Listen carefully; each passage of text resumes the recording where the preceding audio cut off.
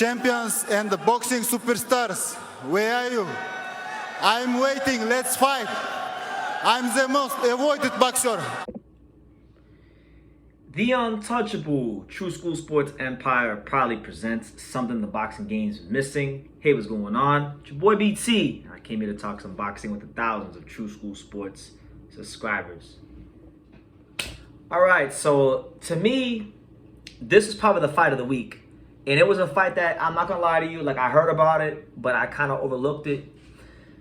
But man, this fight between Sam Goodman and Aleem was nothing short of phenomenal. So first, before I get into my take of the fight, let me tip my cap to both fighters. Let me tip my cap to Sam Goodman, who won the fight in a fashion that a lot of people didn't think he could win in. And also, you know, want to also give my respects to Aleem. Aleem came to fight and gave his best performance, but it just wasn't enough in the end. So, you know, respect to both of them. But Aleem came into this fight as the favorite. You know, this is a guy in Aleem. He had been picking up some good wins against the likes of Mike Plania. I think he beat the guy, what was his name, Baez.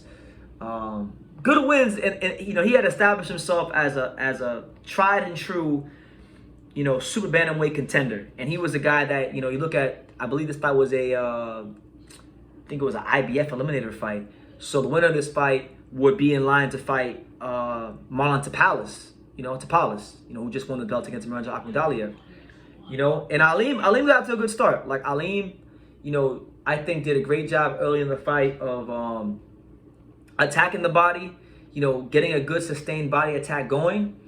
And he was doing such a great job at it that I thought maybe down the stretch it would pay dividends for him. But Sam Goodman, and let me talk about him, because Sam Goodman, this was really my first impression of Sam Goodman. I mean, I've seen his name in the rankings before, never really watched him fight. Learned a little bit about him before the fight. Apparently, you know, he has done some sparring in America about a year or so ago at the Wild Card Gym. I think that's what they said.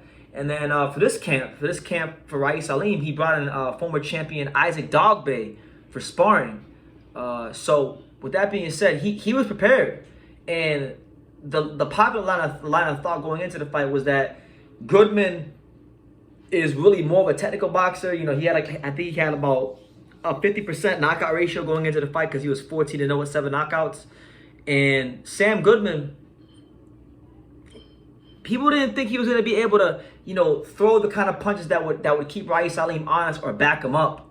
But that's exactly what happened. Sam Goodman, I'm going to say somewhere around the 3rd or the 4th round, somewhere around that time, he stepped to Aleem and he started landing these laser guided missiles, these straight right hands.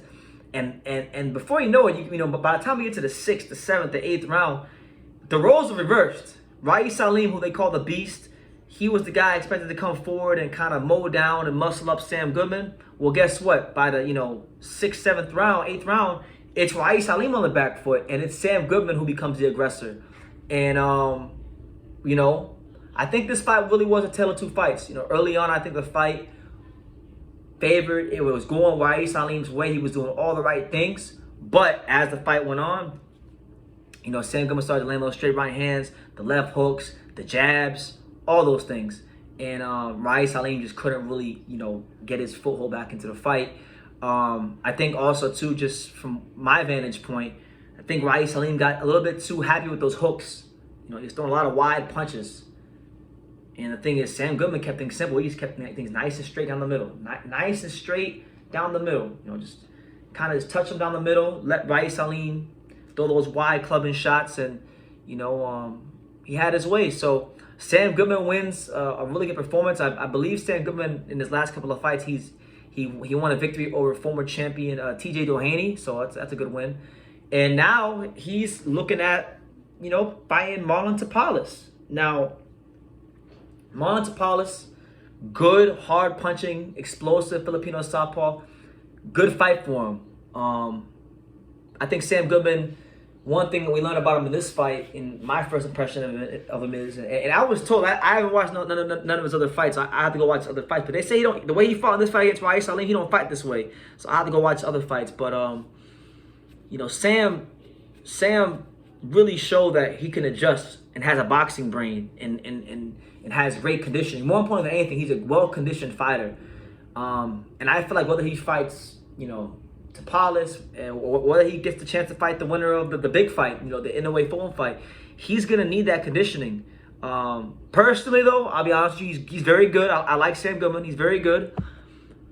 But there's still another level I don't think he's at. I don't think he's on the level of an Inoue or a Fulton. So I think Fulton and Inoue are just a cut above the rest of this weight class. Now, we'll say Fulton, right? Because we don't know how Inoue's gonna look at 122. But assuming that in Inoue, the Inoue from 118 or anything close to that shows up in this weight class, him and Fulton are a cut above the rest of these guys. But if you're looking at somebody who could potentially be getting a fight with the top guys in this weight class, or be knocking at the door of a championship, Sam Goodman's got to be a guy you look out for now because of the way he beat Aleem. Aleem is known for grinding guys down, being a really intense physical fighter that just really wears you down and wears you out.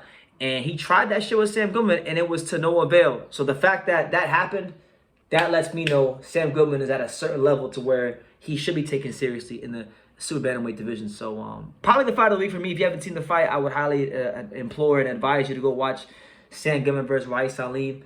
But yeah, what do you guys think? What do you guys think about Marlon Tapales against Sam Goodman? I think Sam Goodman has the boxing brain and the IQ to beat Marlon Tapales. Tapales is very good, but Tapales has been champion in multiple weight classes. He's a well-experienced, well-accomplished fighter. To Southpaw versus Orthodox matchup, Sam Goodman has a very long right hand, a good right hand, an educated right hand.